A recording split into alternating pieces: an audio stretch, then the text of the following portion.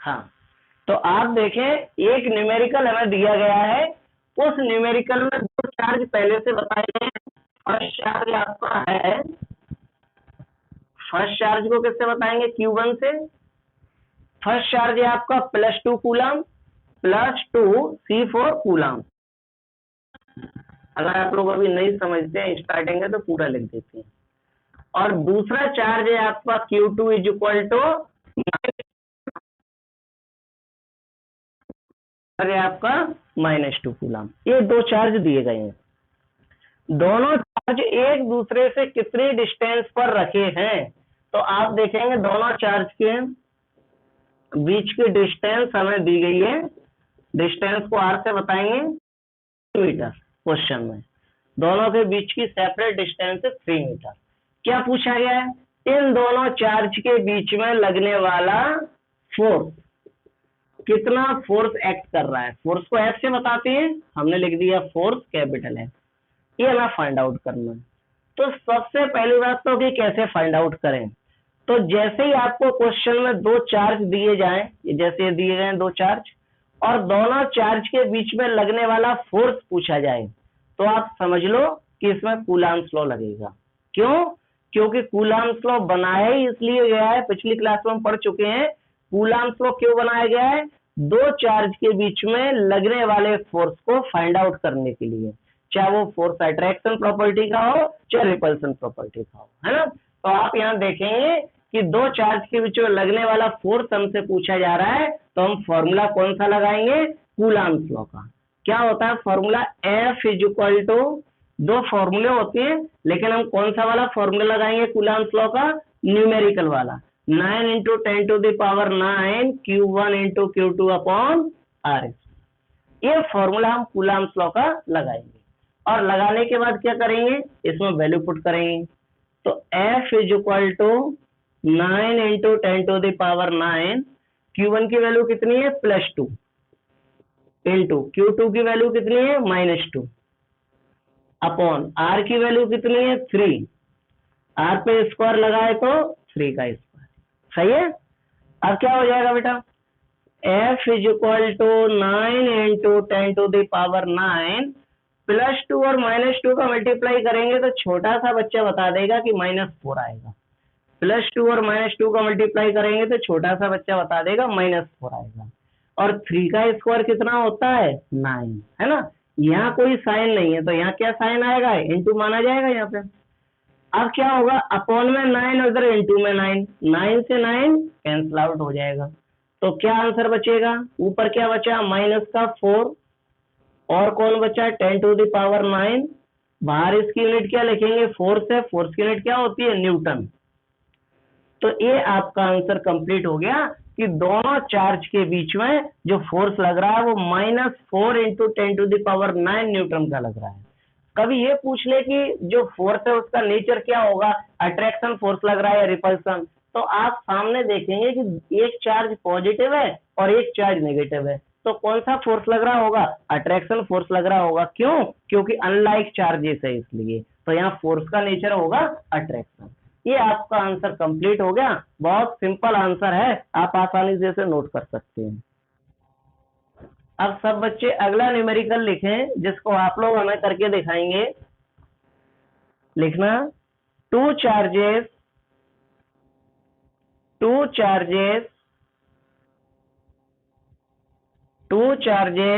each having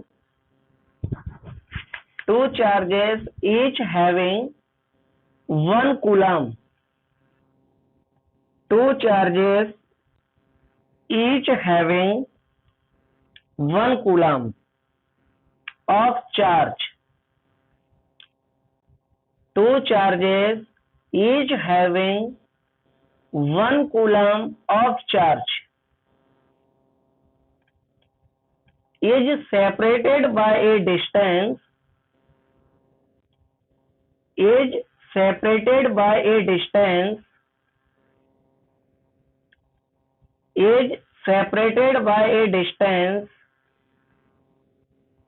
of 1 meter, is separated by a distance of 1 meter, full stop. Then what will be the, full stop, then what will be the force acting between them, then what will be the force acting between them।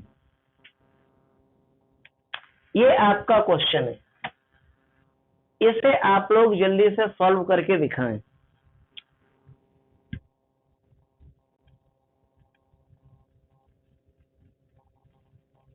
वैसे तो आप लोगों ने जो किया है वो सही किया है सब बच्चों ने, फिर भी एक बार देख लो। क्या दिया गया है, हमें चार्ज दिए गए हैं और फर्स्ट चार्ज हमें Q1 दिया गया है 1 coulomb, P4 coulomb. Second charge हमें दिया गया है Q2 is equal to A B 1 coulomb, उसमें लिखा है ना ईच चार्ज है वे 1 कूलम। इसके बाद इनके बीच की डिस्टेंस हमें दी गई है, डिस्टेंस R से बताएंगे 1 मीटर, है ना। और फिर पूछा गया है कि इन दोनों चार्ज के बीच में फोर्स एक्टिंग कितना कर रहा है, क्वेश्चन मार्क। तो अब आप सबसे पहले फोर्स का फॉर्मूला लगाएंगे कूलम्स लॉ से, 9 into 10 to the power 9 Q1 into Q2 upon R square. F is equal to 9 into 10 to the power 9, Q1 की वैल्यू कितनी है 1, Q2 की वैल्यू कितनी है 1, R की वैल्यू कितनी है 1, स्क्वायर लगाए तो square.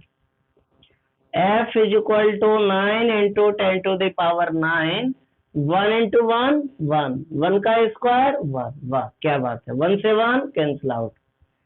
F is equal to 9 into 10 to the power 9, बाहर इसकी यूनिट लिखेंगे न्यूटन। आप लोगों से ये पूछ लिया जाए कि ये फोर्स किस नेचर का है, यहाँ पर जो फोर्स लग रहा है वो अट्रैक्शन लग रहा है रिपल्सन, तो आप लोगों का क्या जवाब होगा इसमें, जल्दी बताएं। वेरी गुड, यहाँ जो फोर्स लग रहा है वो रिपल्सन लगेगा क्योंकि दोनों चार्ज सेम है, पॉजिटिव पॉजिटिव, इसलिए यहाँ जो फोर्स लग रहा है वो रिपल्सन फोर्स लगेगा। ठीक, अब सब बच्चे इसी बात पर अगला क्वेश्चन लिखें जल्दी से। नेक्स्ट क्वेश्चन जैसे आप लोग को ही करना है, लिखना find force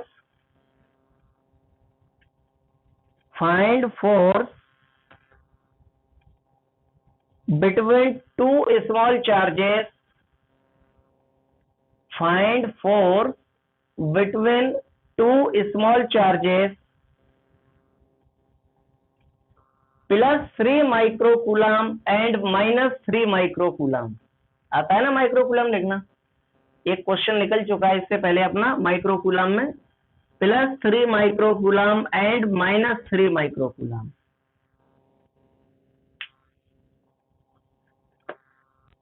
separated by a distance separated by a distance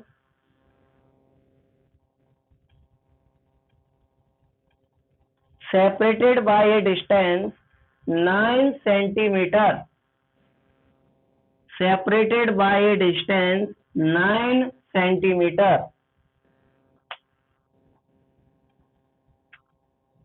complete, लिख लिया सब बच्चों ने क्वेश्चन।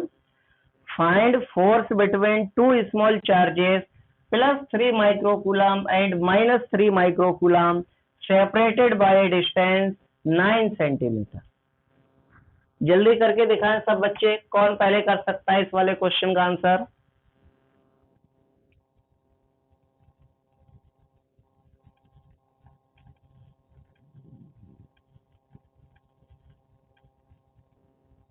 देखो इस न्यूमेरिकल में हमें 2 चार्जेस दिए गए हैं और पहला आपका चार्ज है जिसे हम Q1 से बताएंगे वो +3 माइक्रोकूलम है, और दूसरा चार्ज जिसे Q2 से बताएंगे वो -3 माइक्रोकूलम है। तो जो चार्ज +3 माइक्रोकूलम है पहले सही नहीं लिखा है, क्यों, क्योंकि चार्ज की जो यूनिट होती है वो क्या होती है, कूलम होती है। चार्ज की जो यूनिट होती है वो क्या होती है, कूलम। और यहाँ पर ये चार्ज आपका किसमें लिखा हुआ है, माइक्रो कूलम में, है ना। तो अब आप इसे क्या करेंगे, सबसे पहले सही लिखेंगे, कैसे, +3 माइक्रो की जगह माइक्रो की वैल्यू लिखेंगे 10⁻⁻⁶ और कूलम की जगह कूलम। मुस्कान माइक ऑफ कर लो अपना, कूलम की जगह कूलम। तो अब आप देखेंगे इसके बाद कि फिर हमें क्या करना है, दूसरा वाला चार्ज दिया हुआ है -3 माइक्रो कूलम, तो -3 माइक्रो की वैल्यू 10⁻⁻⁶ और कूलम के लिए कूलम। सही चल रहा है। डिस्टेंस कितनी दी गई है इनके बीच की, डिस्टेंस हमें दी गई है 9 सेंटीमीटर। ये भी सही नहीं है, डिस्टेंस को किस में मेजर किया जाता है, मीटर में। डिस्टेंस की जो SI यूनिट होती है वो क्या होती है, मीटर, है ना, तभी तो 11th पढ़ना जरूरी है, वहीं से तो मालूम चलता है किसकी SI यूनिट क्या होती है। अब ये सेंटीमीटर है, इसको मीटर में कैसे कन्वर्ट करेंगे, तो इसमें क्या करना पड़ेगा, हमें 100 का डिवाइड करना पड़ेगा। क्यों करना पड़ेगा 100 का डिवाइड, क्योंकि 1 मीटर में इक्वल टू 100 सेंटीमीटर, 100 का डिवाइड करना पड़ेगा मीटर में कन्वर्ट करने के लिए। अब क्या होगा, आप यहाँ देखेंगे 9 अपॉन, और ये मीटर में कन्वर्ट हो जाएगा, सेंटीमीटर से मीटर बन जाएगा 100 का डिवाइड करने के बाद। 100 को हम क्या लिख सकते हैं, 10⁻², तो 9 इंटू 10⁻², नीचे से ऊपर जाएगा, किसका हो जाएगा, माइनस का मीटर। सही है, आपकी डिस्टेंस हो गई। अब क्या पूछा गया है, फोर्स, एफ की वैल्यू, क्वेश्चन मार्क। अब क्या करेंगे, फॉर्मूला लगाएंगे, F is equal to 9 into 10⁹ Q1 into Q2 upon R। अब वैल्यू पुट करेंगे इसमें, तो F is equal to 9 into 10⁹ Q1 की वैल्यू कितनी है, ये रहा, प्लस का 3 इंटू 10⁻⁻⁶, Q2 की वैल्यू कितनी है, माइनस का 3 इंटू 10⁻⁻⁶। इसके बाद आप देखेंगे R की वैल्यू कितनी है, डिस्टेंस, ये हमने लिखा नहीं है, डिस्टेंस R, इसकी वैल्यू है 9 इंटू 10⁻⁻²। R पे स्क्वायर लगाए तो डिस्टेंस पे क्या करेंगे, स्क्वायर लगाएंगे R की वैल्यू पे। अब क्या होगा, F is equal to 9 into 10⁻⁹ plus 3 और -3 का मल्टीप्लाई करो, कितना आएगा, -9 आएगा कि नहीं। 10⁻⁻6 और 10⁻⁻6 मल्टीप्लाई में ये पावर ऐड हो जाएंगी, और कितना हो जाएंगे, ऐड होकर के -12। इसके बाद 9 इंटू 10⁻⁻² का स्क्वायर करना है, तो कैसे करेंगे, 9 का स्क्वायर कितना होता है, 81, ठीक है, इंटू 10⁻⁻² पर ये स्क्वायर लगाए तो क्या होगा, 10⁻⁻² पर ये स्क्वायर का इससे मल्टीप्लाई हो जाएगा, तो हो जाएगा 10⁻⁻4। इस वाली बात को बहुत अच्छे से समझना, खास करके बायोलॉजी वाले बच्चे, उनकी यहाँ थोड़ी सी प्रॉब्लम रहती है। ये 9 इंटू 10⁻⁻² पर होल स्क्वायर लगाए, तो स्क्वायर का क्या मीन्स है कि 9 का स्क्वायर हो गया 81, और 10⁻² में इस पावर का मल्टीप्लाई होगा, क्योंकि दोनों पावर पावर है, तो हो जाएगा 10⁻⁴। या फिर आप इसे ऐसे भी समझ सकते हैं कि 9 इंटू 10⁻⁻² पे स्क्वायर लगाए, है ना, तो स्क्वायर लगाए तो आप इसे कितनी बार लिखेंगे, 2 बार लिखेंगे, एक बार और 2 बार। क्यों, क्योंकि स्क्वायर लगाता है इसलिए 2 बार लिखा है। सॉल्व कर लो, 9 और 9 का मल्टीप्लाई 81, 10⁻², 10⁻² पावर ऐड हो जाएंगी तो माइनस, यही आ गया कि नहीं आ गया। तो आप इसे थोड़ा अच्छे से समझे, बायोलॉजी वाले बच्चे, मैथमेटिक्स वाले तो कर लेते हैं, खैर कलाकार होते हैं। अब आप क्या करेंगे, सॉल्व कर लो, और आगे कैसे, ये वाली वैल्यू जो है यहाँ पर ये भी इंटू में होगी, तो 9 और -9 का मल्टीप्लाई करेंगे तो कितना हो जाएगा, -81, 10⁻⁻ प्लस का 9, 10⁻⁻ का 12, इसे आप मल्टीप्लाई करके सॉल्व करेंगे तो पावर -3 बचेगा। क्यों, ये पावर +9 है और ये पावर -12 है, +9 में से -12 को माइनस करेंगे तो -3 तो बचेगा। अब क्या होगा, नीचे क्या लिखा है, 81 इंटू 10⁻⁻4, 81 से 81 कैंसिल आउट हो जाएगा, सेम है। अब क्या होगा, आप लोगों को दिख रहा है ना अभी, तो हाँ, तो F इज इक्वल टू आप देखेंगे -10⁻³ ये 10⁻⁻4 ऊपर जाएगा नीचे से, तो किसका बन जाएगा ऊपर? प्लस का। 10⁻³ तो पहले से ही है ऊपर, 10⁻4 अगर नीचे से ऊपर जाए तो किसका बन जाएगा? प्लस का। अब आप इसे फिर से सॉल्व कर लो। F इज इक्वल टू -10⁻³ और 10⁻+4 कैसे सॉल्व करेंगे? ये पावर प्लस की 4 है, ये पावर माइनस की 3 है, तो 4 में से 3 पावर माइनस हो जाएंगे। क्यों? क्योंकि एक प्लस की है एक माइनस की है, इसलिए। तो क्या बचेगा? 10⁻1 बचेगा। बचेगा कि नहीं? 10⁻4 में से 10⁻3 माइनस करेंगे, माइनस की पावर है इसलिए, तो क्या बचेगा? 10⁻1 बचेगा, वो भी किसका? प्लस का। क्यों? क्योंकि प्लस की पावर बड़ी थी इसलिए। तो कितना आंसर आया? -10⁻1, या हम इसको ऐसे लिख सकते हैं -10, और बाहर इसकी यूनिट क्या है? न्यूटन। तो बाहर हम क्या लिखेंगे? न्यूटन। 10⁻1 का मीन्स 10 ही होता है, माइनस तो आगे लगा है, तो आंसर आ गया -10 न्यूटन। यानी दोनों चार्ज के बीच में जो फोर्स लग रहा है वो -10 न्यूटन लग रहा है। समझ गए होंगे बच्चे? किसी बच्चे का कोई डाउट है कहीं तो आप लोग पूछो। हाँ, सब लोग अगला क्वेश्चन लिखना बेटा सब बच्चे। नेक्स्ट न्यूमेरिकल लिखना। Two equal charges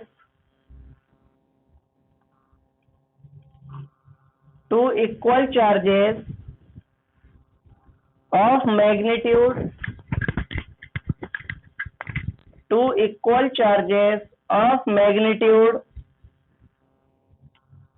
3 into 10⁻3 two equal charges of magnitude 3 into 10⁻3 coulomb, 3 into 10⁻3 coulomb experience an electric force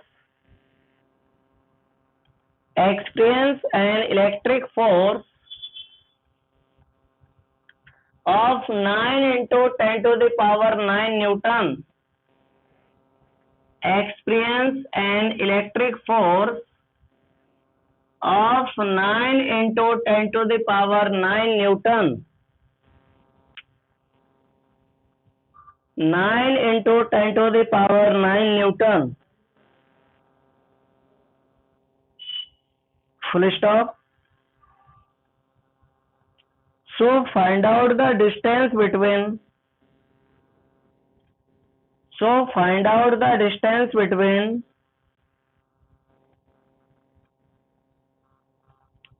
two equal charges. So find out the distance between two equal charges.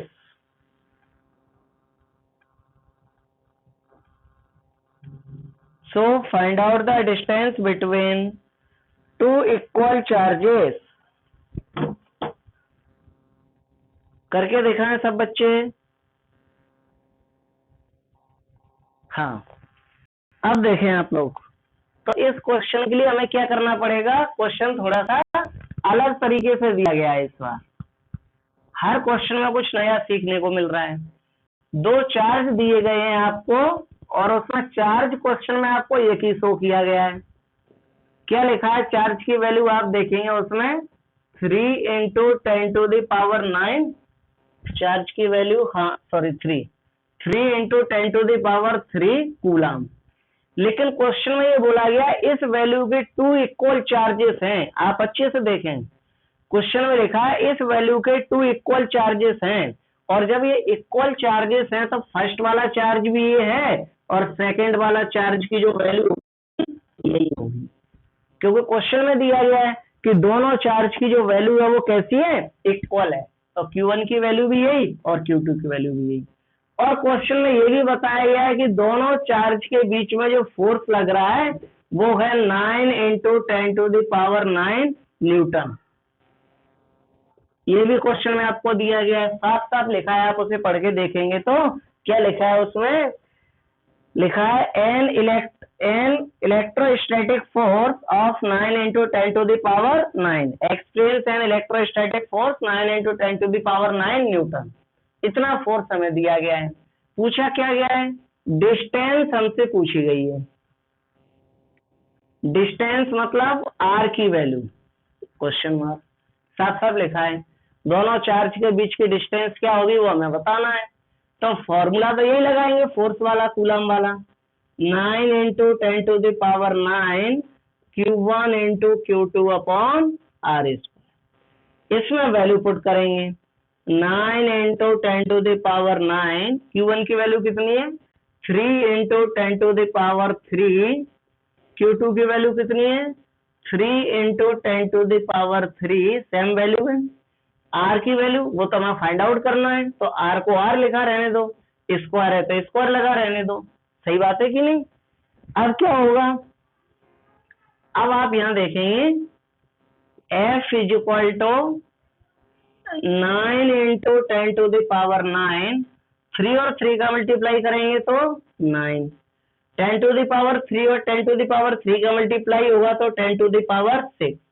Multiply में power add हो जाती है, ये बात तो आप सभी बच्चे जानते हैं। अच्छा हाँ, एक चीज और नहीं की हमने, गलती की है। क्या? Q1 की वैल्यू तो हमने रख दी, Q2 की वैल्यू भी हमने रख दी, R की वैल्यू हमें फाइंड आउट करना है तो R स्क्वायर वैसा की वैसा लिखा है। लेकिन इस बार क्वेश्चन में हमें फोर्स की वैल्यू ऑलरेडी दी गई है, तो हमें फोर्स की वैल्यू तो लिख लेना चाहिए। तो फोर्स की वैल्यू आप पुट करो, कितनी है फोर्स की value 9 into 10 to the power 9, force के नीचे फोर्स की वैल्यू। अब क्या होगा, ये जो फोर्स की वैल्यू है और इस साइड ये वैल्यू है, दोनों वैल्यू सेम है इक्वल के साइड, और सेम वैल्यू में से ये कट जाएंगी, आपको पता है। अब कट जाएंगी तो इससे कितने टाइम कटेगी 1 टाइम, तो यहाँ पर कुछ नहीं तो क्या आएगा 1 आएगा, क्योंकि 1 टाइम कैंसिल आउट हुई है, ये तो कट चुकी है ना। ठीक है, अब आप इसे सॉल्व करेंगे, 3 into 3 9, 10 to the power 3 और 10 to the power 3 मल्टीप्लाई और पावर ऐड हो जाएंगे तो 10 to the power 6, और अपॉन में क्या लिखा है R स्क्वायर, वो तो ऐसा की ऐसा चलेगा। और इक्वल के साइड क्या है 1, क्योंकि इससे कितने टाइम कटा है 1 टाइम, इसलिए इक्वल में आपका 1। अब क्या होगा, R स्क्वायर इधर अपॉन में है, इधर से इधर आएगा तो क्या होगा 1 के साथ मल्टीप्लाई में आएगा, आएगा कि नहीं आएगा? तो 1 into R square is equal to, इधर कौन बचेगा 9 into 10 to the power 6 बचेगा। बचेगा कि नहीं बचेगा? R स्क्वायर अपॉन में था, इक्वल के साइड आ गया तो 1 के साथ मल्टीप्लाई में आएगा। तो R square is equal to 9 into 10 to the power 6, यही तो आंसर होगा। 1 का मल्टीप्लाई R स्क्वायर में हुआ तो R square is equal to 9 into 10 to the power 6। लेकिन हमें R स्क्वायर का आंसर तो नहीं चाहिए, हमें तो किसका आंसर चाहिए R का। तो R इज इक्वल टू क्या होगा, रूट लग जाएगा, स्क्वायर इधर से इधर जाएगा तो 9 into 10 to the power 6 पे क्या हो जाएगा, रूट लग जाएगा। लग जाएगा कि नहीं लग जाएगा? तो स्क्वायर इस साइड से इस साइड गया, R का स्क्वायर हमने हटाया तो इधर क्या आ गया, रूट आ गया, तो रूट बन गया 9 into 10 to the power 6। अब आप जानते हैं इसका रूट निकालो, तो 9 का रूट, 9 कितने का रूट होता है 3, और 10 to the power 6 को अगर रूट से बाहर निकालेंगे तो कितना बचेगा 10 to the power 3 बचेगा। बचेगा कि नहीं बचेगा? और इसके बाहर ये आंसर किसका आया है R, R मतलब कि ये लिखा है R मतलब कि डिस्टेंस, तो डिस्टेंस को किस में लिखते हैं, मीटर में। तो आपका आंसर आ गया 3 into 10 to the power 3 metre. यानी कि मुस्कान ने बिल्कुल सही आंसर दिया था, लेकिन एक जगह गलती है, कूलाम लिखा हुआ है, और आंसर में क्या होना चाहिए, मीटर होना चाहिए, है ना, क्योंकि हम डिस्टेंस निकाल रहे हैं, चार्ज थोड़ी निकाल रहे हैं।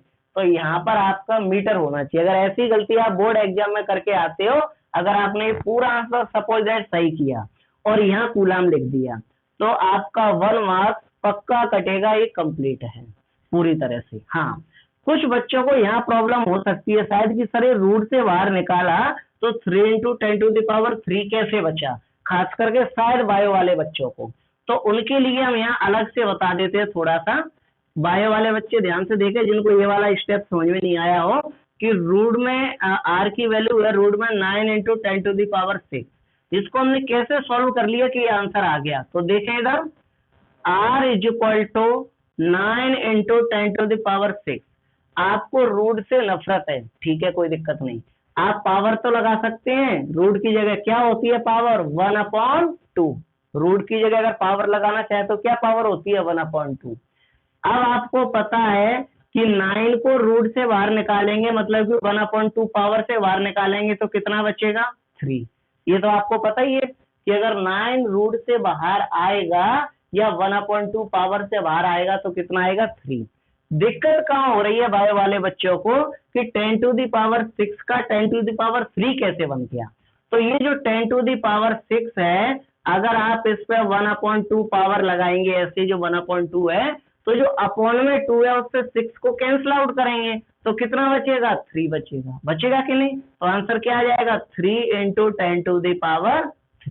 तो यही लिखा हुआ है 3 × 10⁻3 और बाहर इसकी यूनिट मीटर। तो ये तो मैथमेटिक्स वाले बच्चों को तो आ जाता है कि उनका ऐसी लड़ाई झगड़े करने का काम रोज का, काटने पीटने का।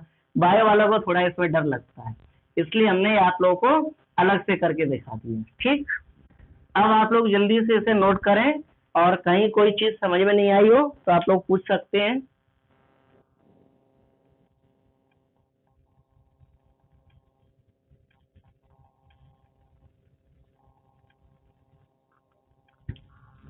सब बच्चे अगला क्वेश्चन लिखें। Two protons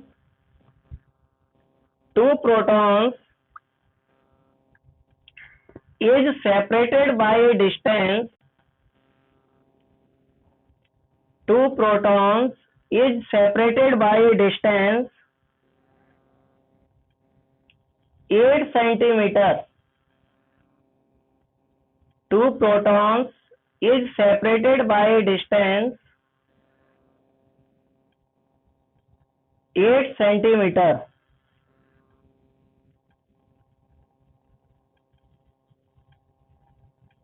Full stop. Then what will be the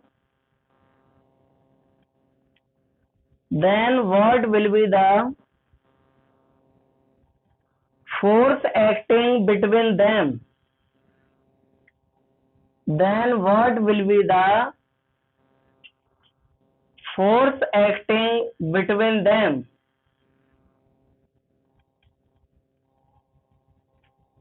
Two protons is separated by a distance 8 centimeter. Full stop. Then what will be the force acting between them? Then what will be the force acting between them?